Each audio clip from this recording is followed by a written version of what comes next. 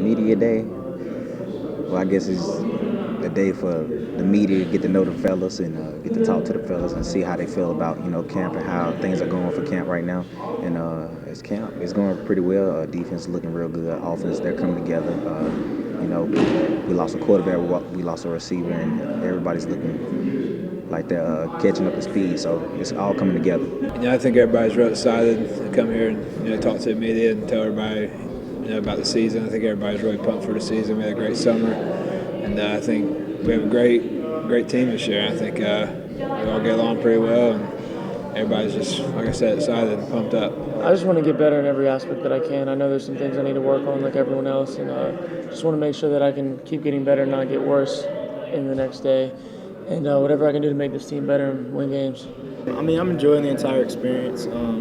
Being a communication major, I think this is really important for me to connect with the local news. Mr. Brian Bailey is a great guy. Getting to know him better. Just enjoy talking to people and having fun throughout this entire process. First, glad you're here. This is the biggest turnout we've had in a long time. The 6-1. This is the 6-1 that Tom and I have been a part of orchestrating, and a great group, good-looking group. Well, some of you in the season, but y'all look good. We're excited to begin camp. That's probably not even, but whatever is more than excitement, that's what we are. Personally, I am, to put everything else to the side and just begin to coach. And the first days of camp have been great. Shorts 2 days, put pads on today, and if you could. And you heard me say this before, I have to do things sometimes from a Google map, and I get a chance to watch the best coaching staff I've ever been around teach, and I watch them, and they don't ask for anything, they get after them, but they're teaching. And with the excitement of seeing the guys come through summer and develop from spring to now, that's always, for me, it's like watching a little colt going into a fine racehorse thoroughbred, the kids. But then these first 3 days, I was able to step back and watch the guys and say, thank you, Jesus, for giving me the best coaches around. That I couldn't ask for a better staff. They get it done. They teach at night. They use every minute teaching. There's no idle yelling and coaching. It's all about teaching. So that came to play. The kids have approached camp in a way that was expected by all of us. 6 years ago, I stood here and told you that we were going to build this program brick by brick, step by step. You've heard it before, some of you. Not too bad to hear it again. We're not going to microwave it. And we were going to build it with a dedication to the team, first, last, and always concept. Will not waver. Within that, everybody's embracing their role. Everybody understands their job. Everyone takes pride in doing everything they can to make the team better. And we talk about effects, positive effect, negative effect. Everyone is taught and we recruited and hired to add a positive effect to the dedication to the team concept. 6 years ago also, there's going to be a dedication to be able to stay focused on a mission and a vision and not waver from that. Yes, we know the season. We know the end of the season, December 5th, is a championship game for our conference. Yes, but what we brought you 6 years ago was to make sure we stay focused and stay in the moment and don't waver. Do not waver. Stay right here as a staff, as a group, as a team, and don't worry about Sunday's practice today. Let's have a great practice today. Go get your rest. Let's have a great meetings at 3, great walkthroughs and lifts with Coach C, and meet tonight. Now, put that day behind us and go to the next day. We're not talking about Townsend. We're not talking about anybody else on our schedule yet, because the one thing we can control is how we practice. And we got that, the dedication to the vision and mission, to only worry about controllables. And this group came in like that. And the coaching staff, again, I mentioned them, they've done a great job of keeping them there too. We lost a great group of young men last year. Those guys were embedded in the program, laid a magnificent blueprint to our program and mold. They provided, everyone learns differently, abstract, concrete. They provided a visual example of how we want the program run, how to conduct themselves on a daily basis in preparation. The things you can control is how you prepare. And we'll miss those guys. They're always going to be a part of the family. They're always going to be my sons and those coaches' nephews. And we keep in touch now. A lot of those guys are still in camps. Some of those guys have gone off into the business world. The family environment we have here is strong and as strength as anything ever been around, because it's not lip service when we talk family environment. It's not coaching chatter.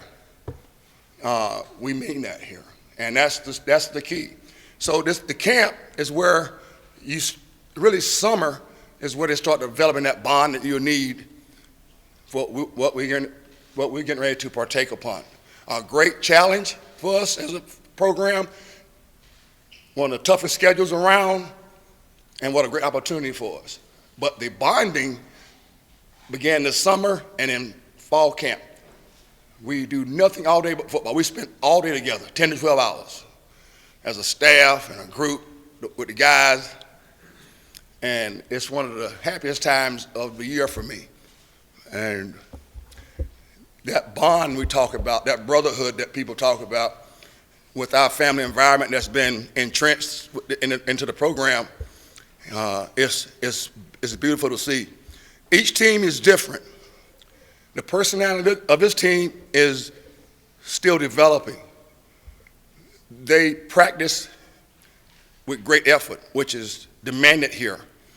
They don't do a lot of talking. They do more listening, which is demanded here. This group, they understand competitive depth and competition. That's by design.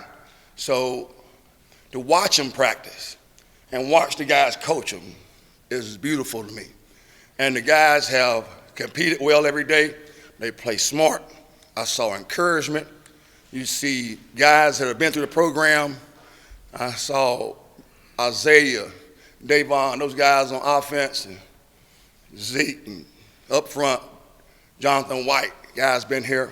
Trayvon, those guys are encouraging and coaching.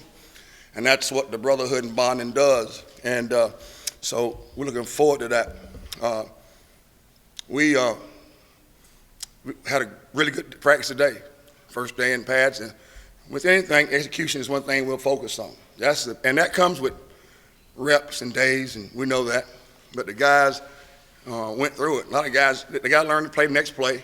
Some guys are now taking more reps than they have before, so their playing time is going. But that part we're working on. Fundamentals are always big for us here, making sure those two things. That's what I say it yearly, but that's how I was raised. Make sure we're there. And then with the installs on special teams, offense, defense, been as smooth. Our meetings have been going well, and we've had a really good 3 days. 2 days in shorts. The guys, we've been blessed with good weather. So Coach Connors has done a magnificent job getting them ready to go, and that as he always has since he's been here. So here we go. Looking forward to the season. Glad y'all here. Questions? Coach, how much are you starting to see Dave Nichols' influence on the offense and maybe some of his personality on the offense as well? In the spring, you saw Nick and the staff, and Nick, like Rick, both those guys are great and have been a coordinator. Some coordinators are not great at allowing their staff to coach and work. Nick and Rick both do a great job of depending on their staffs, and the staffs do a great job of input. But Nick has been in the offense since I've been in the offense, which is, 2000, I guess, at Texas Tech. So he understands, and Nick's been known as a great development of players. Everywhere he's been, he's a great job of developing players. Outside receivers. He'll do the same with our quarterbacks. And I think the offense that we run is what we run here. It's East Carolina's offense. But also Nick add his own flavor, like I told Lincoln and Rick, same thing. Add your own flavor to it. But the concept is there, and the guys understand Nick because he's been a part of them. So the transition was smooth. Brad coming in, big time hire. He coaches the offensive line, but he understands the offense, played in the offense, won that championship with this offense, and beat me in this offense, which I still mad at him about that right now. So, and then Garrett, at wide out, Garrett has been in this offense since he was 14 years old. So the transition has been good there. Defensively, that staff's been together. And the thing about our staffs, and y'all, I've been on a lot of staff. This staff, they do things to help one another, and not trying to. I mean, if Dave wants to see something from Rick blitz or whatever, man cut whatever, Rick provides it. If Rick or John or Yale or DP need to see something from the offense, they'll provide that for them. So. Coach, Zeke said at Conference Media Day that the reason that he came to East Carolina was to win a conference championship. That's a real possibility now with that conference championship game. Can you talk about how nice that is, just having that for the first time this year? Well, I mean, that's probably everybody's goal in our conference, but haven't been one of the conferences that has a conference championship. I know the Big 12 got a lot of flack last year. They had really two good football teams that did not have a championship game in the Big 12. And to have that and have an East and West division is, we've been a part of it before as a university, and so I think it's great to have. And now what we have now, the host team is a home game for that team. So I know in the past it had to be a neutral site. Now it's a home game for that particular team. So a lot of things going. And what we do, that's that vision I talked about. Let's back right on up to right now and have a great Saturday, great day. And my thought I could get ready for each game, but I think it adds to our conference. So, how did you feel about where you were picked to finish in the Well, it's preseason, and I really don't, I guess it's nice for our fans and everything, but I've never got caught up into what somebody thought about me before. What we want to do is at the end. And the focus of us and our team and our staff is focused on our team. And that's an uncontrollable, B. We can't control it. We can't control how people think or vote, but we can control how we prepare as a team, how we prepare as a staff to get ready to have a team. So I worry more about us, the things we can control, and that's preparation. How comfortable is Kurt Baker in his development as a leader, and how important is it to kind of establish that chemistry with his offense, given the early schedule that they're going to have to face? Well, again, with Dave, and Dave's been around the quarterback development and the competition. Dave is doing a great job of monitoring every rep, every throw of each quarterback. Cody Keith, Blake Kemp as well, and KB. And they're all handling it well. They're all competing well. And all three of those guys understand the offense. All three are very smart. Just smart guys, and all three are team-first guys. So. Terrell Stanley's going to be back in that front group on defense. Where is he physically now coming back from his injuries? Terrell's a grown man. I'm glad he's back. He is not for the football part, but the C66 out is big time. Now, about the football part, I have no T-stand or BT-stand, and he's a very valuable part and a very, very valuable part of our game plan and thought process. He's going to be fine, working hard. Coach Yellock has a plan for each one. We know we got to be smart with Terrell. He hadn't competed in a year. So Mark has monitored his reps that way. Again, we have training camp, but I watched some reps today and steps and leverage and hands. I'm glad he's back. Ruff, the full cost scholarships. I know when you were in school, it was probably $15 longer money. I wish we didn't get that. But what happened to $15 too? We didn't even get that. We're supposed to, though. I heard 4 years. So let's end it up right there. 15 a month, 4 years, and I didn't get anything. That's a lot of interest on that now. You're doing okay financially, I think. Yes, sir.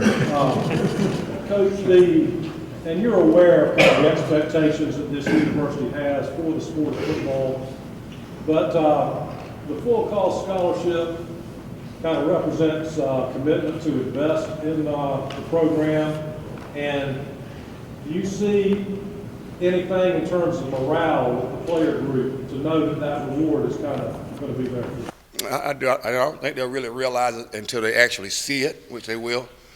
Dale Steele, my direct administration, we've set up and we'll set up, once we get through camp, a management type seminar class. The banks have volunteered to come over and help our kids understand manage their money. And but they're appreciative of it. Our kids here have always had to scrap for everything. They understand that. That's each kind of way. But to have that for our kids here, I'm excited about that. And for me, Al, you know, we've done a bunch of interviews every week, but it's always about the student athletes. Sometimes the adults, we forget that it's about the kids. And once you do that, you need to get out of this business. But those kids are working hard and all summer long. And right now, the ones that have sacrificed and committed, I'm proud of them. I'm happy we'll be able to provide it here. Hey, Coach, talk about Media Day as a whole and how important it is for you to see your players show their personalities. A lot of them are meeting these guys for the first time. All of us knuckleheads asking question after question. What does it mean for you to see them show their personalities? Well, first, I tell y'all, I brag on you guys all the time. I think this is a Power 5 media group. I was at Alamo Bowl, and that first night after getting hired that day, there were 150 out there, and you talking about something different.